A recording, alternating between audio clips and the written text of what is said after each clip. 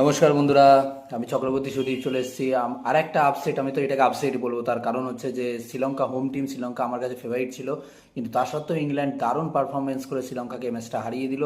প্রথমে England batting করে মাত্র 146 রান করেছিল। তা আমি ভেবেছিলাম, আমি কেন, আমার সাথে হয়তো সবাই ভেবেছিল শ্রীলঙ্কা ম্যাচটা চেজও করে নেবে, শ্রীলঙ্কার অল সাপোর্টাররা তাই ভেবেছিল। মাত্র ফিল সল্ট শুধু 62 রান করেছিল 40 বলে, আর হচ্ছে যে সেকেন্ড রান হাইস্ট রান করার হচ্ছে উইল জ্যাক্স 14 বলে 21 রান।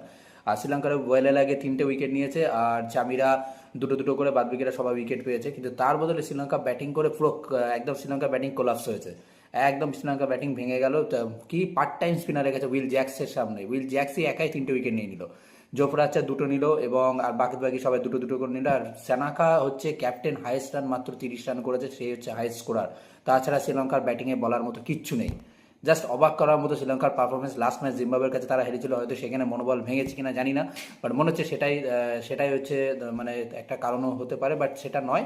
কারণ ইংল্যান্ড এখন ইংল্যান্ড আস্তে আস্তে টিমটা ভালো হচ্ছে, ইংল্যান্ডের স্পিনাররা ভালো কাজ করছে, বিশেষ করে উইল জ্যাক্স পার্ট টাইম স্পিনারও ইংল্যান্ডের মতো উইকেটে স্পিন কন্ডিশনে দারুণ পারফরমেন্স করেছে।